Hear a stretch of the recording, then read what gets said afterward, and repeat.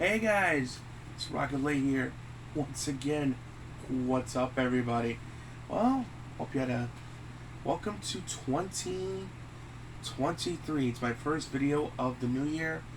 Though I have to admit before I go any further, I did see this movie on Christmas Day. Just work and personal stuff has been keeping me busy from uploading this video until now, but that being said, I'm here. Let's get down to it.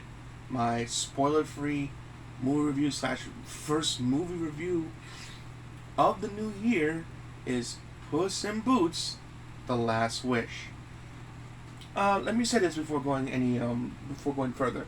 The previous Puss in Boots movie that came out was really good. I really enjoyed it. To me, it was like an underrated movie, and I'm glad to see that DreamWorks is doing another one. And this was even better than the last one. In fact, it's probably like not only gonna be my top 10 movies of the year, but probably like one of my surprise hits because like I was expecting nothing from this movie because my immediate reaction when I heard like, oh, they're doing another Puss in Boots movie. I'm like, did we really need this? Did anyone ask for another Puss in Boots movie? Did you? I mean, I didn't, but here we are. No, we got another Puss in Boots movie. It's actually really good. Damn good. I mean, it is a funny, beautifully well done action-packed adventure. The animation is just... I'm not sure if the people that did Spider-Man Into the Spider-Verse did this animation. I should have looked into it. That's my fault. I'll put in the comment section whether or not it was the same team that did it, because it felt like the scene that did Spider-Man Into the Spider-Verse did the animation for Puss in Boots: The Last Wish, because it is a gorgeous movie. Like, this animation team was going hard for freaking Puss in Boots of all things. It's crazy. You wouldn't think that they would go this hard. It was blowing my mind, like, how good the animation was. It's like, guys, this is a Puss in Boots movie, right? You do realize you don't have to go this hard for this movie, but they did, and then some. And I have to give the animation team a round of applause because they didn't have to go that hard. I mean, they went hard and then some. It's like, You just feel like the love and the passion in the action sequences, and when they travel to the different locations, and is a well done, put together movie, and it's really easy to follow. So, plot synopsis. So, not really giving anything away here. So, Puss in Boots has been in many adventures. Many adventures had many different lines apparently, because you know the urban legend of cats having 9 lives. Well, unfortunately with Puss, he's been using them kind of recklessly, and he's down to his last life. And if he dies again, this time it's permanent. So he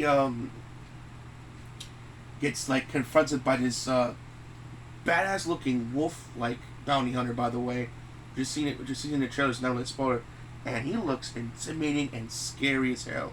Like, oh my god, like the animation team not only like loved Puss in Boots because Puss in Boots looked amazing in the movie, so did this wolf. He looked amazing, intimidating. Just the way he just holds those weapons out and just does that creepy whistle. It's just, oh man, he just oozes of just intensity, and I love that character very much. He's not in the movie a lot, but when he does show up, he makes an impact, and I love that. Also, I like Antonio Banderas' Puss in Boots. Of course, he makes that character. He's amazing, and basically, what his character's trying to do, he finds out there's a shooting star that landed somewhere, and whoever gets to it gets to make a wish. And there's other people that are trying to pursue it besides him. So he wants to, obviously, you know why he wants to go after the shooting star, to make the wish to get all his lives back. But on the way, he meets some old friends. A new friend is his cute little dog, which, my God, gets mistreated. Not in the movie, but his backstory is rather dark to say the least. Like, jeez, and for them to have such a positive outlook on life is just very commendable. And but yeah, man, it's just the journey there, and I like how the main villain of this of this movie is so unapologetically evil. Like, it's, I like how, I mean, I don't get me wrong, I like the a sympathetic villain. I mean, I love Magneto, and he's a great example of a great sympathetic villain where you don't agree with what he's doing, but you understand why he's doing what he's doing. This villain here don't give a shit. He's like, I'm evil, I want this, I want that, and because I want to, and he's not sugarcoating it. He's not, well, because I have a bad childhood, or people mistreating me, people mistreat me in the world, or I have bad parents, blah blah blah. None of that guy. He's just like unapologetically just evil, and just like he's making no like, because most villains try to like hide it or like, but it's for the cause. He's like, yeah, I'm evil, so what? And your point? And I'm like, damn, dude, you gotta give them respect on that. This dude was like unapologetically apologetic. I apologize for the for forgetting this character's name, but I know there's this girl with 3 bears where it's like this bed's too soft, this one's too cold, too hard, this one's just right. It's that character with these 3 British sounding bears, and I thought I was gonna hate those characters. I think it's Goldilocks. I could be wrong. Goldilocks and the 3 bears, and they're working together, and you would think like they would be annoying, but they're actually, the chemistry really good, really good. They worked well together, and they seem like a very believable family, and the chemistry between all of them is just so amazing and believable, and just also this movie's funny. It's not only funny for family, but also has that dark sense of humor for adults. Like, if you like that dark comedy or dark humor, there's a lot of it. So I think from the main villain, like, my God, there's things that happen, and it's like, I mean, granted it's PG, so it's not like R, but it's just like the implication and what's happening is there. It pulls no punches. It's just, I'm like, damn, DreamWorks, you're not like letting up at all with the dark comedies. Like, Jesus. But it's just, lessons are learned throughout the people's journeys who are trying to get the shooting star along the way, and it's just, again, it's an easy to follow plot. It's a fun family movie. I recommend for kids and family to see. It's a funny, good, just time. It's just I had a good time with it. But again, the one thing they can't get over, besides all the performances, like Goldilocks and 3 Bears, amazing. Surprisingly, I thought we're gonna be annoying. End up being like really interesting characters. The main villain was unapologetically evil in the best way. I love that the little little dog that Puss in Boots meets along the way, along the female cat from the first movie returns, and the chemistry is all great and believable.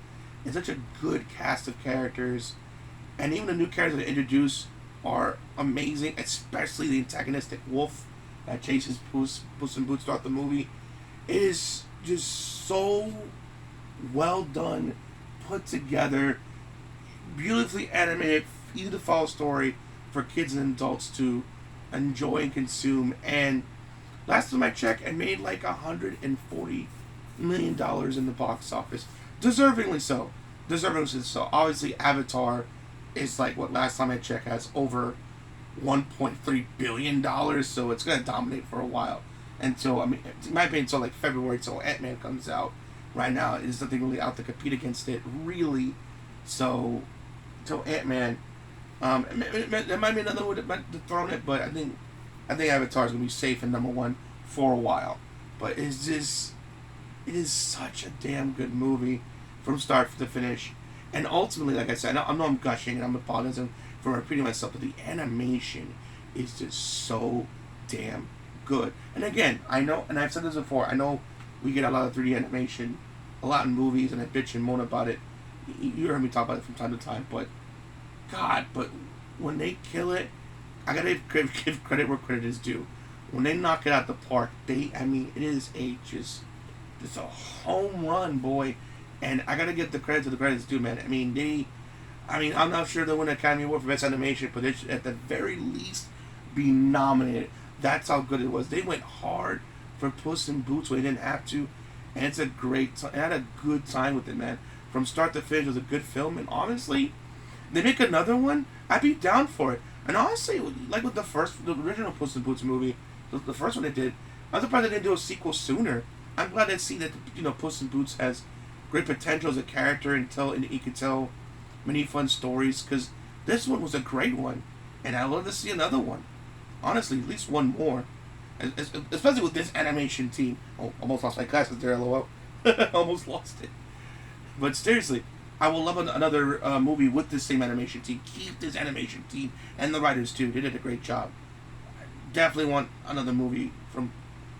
If you're waiting my opinion on it, which I doubt, if you're waiting for my opinion whether to see Puss in Boots: The Last Wish, go see it. I cannot recommend it enough. Alright guys, that's my first review of 2023.